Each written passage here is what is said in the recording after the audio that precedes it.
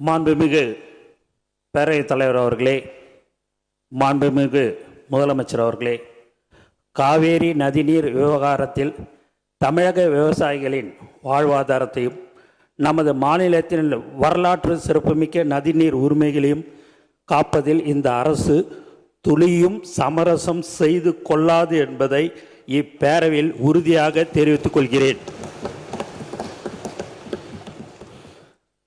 கர்நாடகாவின் தற்போதைய முதலமைச்சர் அவர்கள் மேகதாது பிரச்சனையை சமீபத்தில் எழுப்பிய உடனேயே மாண்புமிகு தமிழக முதலமைச்சர் அவர்கள் 25/5/2026 அன்று அரசு தலைமை வழக்கறிஞர், உச்ச நீதிமன்ற மூத்த வழக்கறிஞர் மற்றும் உயரதிகாரிகளுடன் ஆலோசித்து இப்பிரச்சனையை குறித்து எடுக்க வேண்டிய நடவடிக்கைகளை பற்றி அறிவுறுத்தினார்கள். அத்துடன் நிற்காமல் நமது மாண்புமிகு முதல்வர் அவர்கள் அடுத்த நாளே 26/5/2026 தனது கடிதத்தின் வாயிலாகவும் 27/5/2026 அன்று மாண்புமிகு இந்திய பிரதமர் அவர்களை நேரில் சந்தித்தும் மேகதாது திட்டத்திற்கு எவ்வித அனுமதியும் அளிக்க வேண்டாம் என மீண்டும் வலியுறுத்தினார்கள்.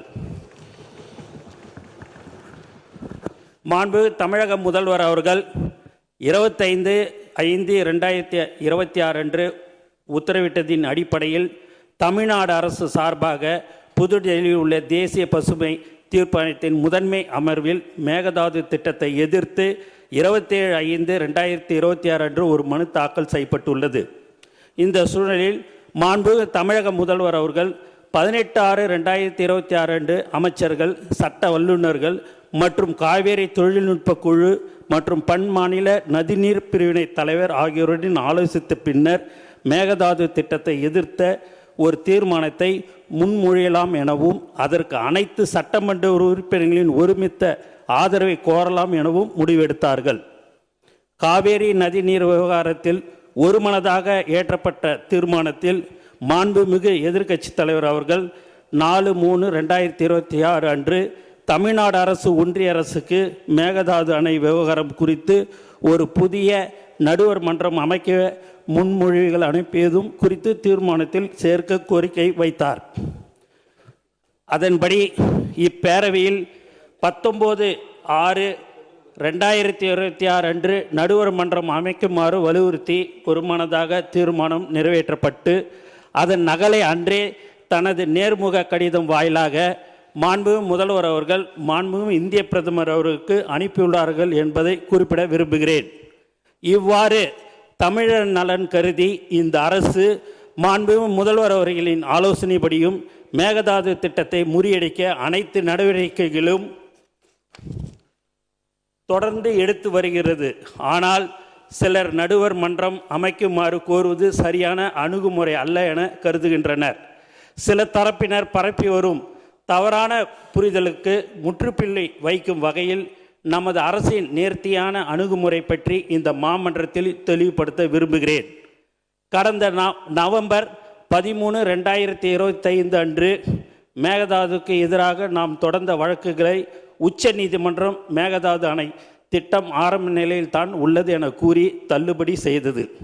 அந்த தீர்ப்பின் பேரா 29 மாநிலங்கள் தங்களுக்கு ஒதுக்கப்பட்ட தண்ணீரை எப்படி வேண்டுமானாலும் பயன்படுத்தலாம் என நீதிமன்றம் குறிப்பிட்டது. இதை தங்களுக்கு சாதகமாக பயன்படுத்தி கர்நாடகாவோ அல்லது கேரளாவோ தன்னிச்சையாக புதிய அனுமதிக்கப்படாத திட்டங்களை கையில் எடுத்துவிடக்கூடாது என்பதில் நாம் உறுதியாக இருந்தோம். டிசம்பர் 2025 ஒன்றிய அரசு தன்னிச்சையாக காவேரி நீர்வள திட்டங்களை மதிப்பீடு செய்வதற்கான வழிகாட்டுதலை வெளியிட்டது.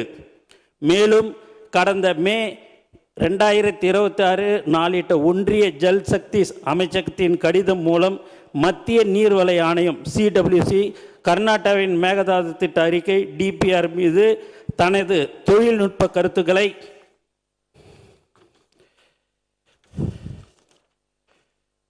வழங்கி அடுத்த கட்ட நகர்வுக்கு காத்திருப்பது அம்பலமாகியுள்ளது. இருப்பினும் இந்த வழிகாட்டுதல்களை கடுமையாக எதிர்த்தும் தமிழ்நாடு அரசு 9/6/2026 அன்று ஒரு கடிதம் எழுதியுள்ளது.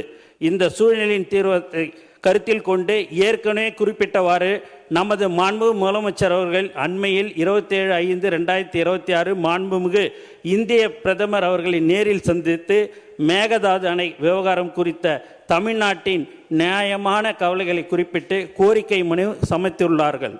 தமிழ்நாட்டின் ஒப்புதல் இல்லாமலும் நடுவர் மன்ற தீர்ப்புக்கு முரணாகவும் மேகதாது பகுதியில் எந்த ஒரு கட்டுமான பணிகளும் அனுமதிக்க கூடாது என்று அக்கோரிக்கையில் மிகவும் வலியுறுத்தி கேட்டுக்கொள்ளப்பட்டுள்ளது.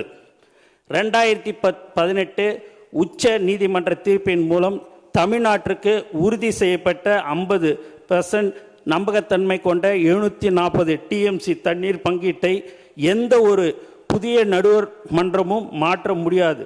எனவே கர்நாடகா தமிழ்நாட்டிற்கு அளிக்க வேண்டிய 176.25 TMCயில் எந்த மாற்றமும் ஏற்படாது. 177.25 TMCயில் எந்த மாற்றமும் ஏற்படாது. 1956ஆம் ஆண்டு நதிநீர் தாவா சட்டத்தின் பிரிவு 4(1) படி ஏற்கனவே தீர்க்கப்பட்ட பிரச்சனையை மீண்டும் திறக்க சட்டத்தில் இடமில்லை. 2018 தீர்ப்பில் உபரி நீர் சர்ப்ளஸ் வாட்டர் குறித்து துல்லியமாக கணக்கிடப்படவில்லை. இதனை பயன்படுத்தி கர்நாடகா உச்ச நீதிமன்றத்தில் ஏற்கனவே ஒரு அசல் வழக்கை தொடர்ந்தது. 1956 நதிநீர் தாவா சட்டத்தின்படி இத்தகைய புதிய நதிநீர் பிரச்சனையை ஒரு நடுவர் மன்றத்தால் மட்டுமே தீர்க்க முடியும் என்பது உச்ச நீதிமன்றத்தில் நமது வாதமாகும். காவேரி மேலாண்மை ஆணையம் CWMA கர்நாடகாவின் விரிவான திட்ட அறிக்கையை DPR நிராகரித்து விட்டது என்று கூறுவது முற்றிலும் தவறானது. காவேரி மேலாண்மை ஆணையம் CWMA கர்நாடகாவின் விரிவான திட்ட அறிக்கையை DPR நிராகரிக்கவில்லை. மாறாக எவ்வித கருத்தும் கூறாமல் மத்திய நீர்வள ஆணையத்திடமே CWC திருப்பி அனுப்பியுள்ளது. எனவே ஆபத்து இன்னும் நீங்கவில்லை.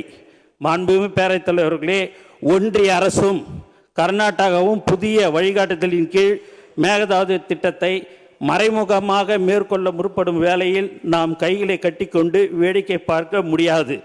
அந்த வகையில் மாண்புமிகு முதலமைச்சர் அவர்கள் மாண்புமிகு இந்திய பிரதமர் அவர்களிடம் வழங்கிய கோரிக்கையின் தொடர்ச்சியாகவும் ஒன்றிய அரசின் தன்னிச்சையான நகர்வுகளை முடக்குவதற்கும் உபரி நீர் மீது தமிழ்நாட்டின் உரிமையை நிலைநாட்டுவதற்கும் ஒரு மிக சிறந்த அணுகுமுறையாகவே புதிய நடுவர் மன்ற கோரிக்கையை முன்வைத்துள்ளோம்.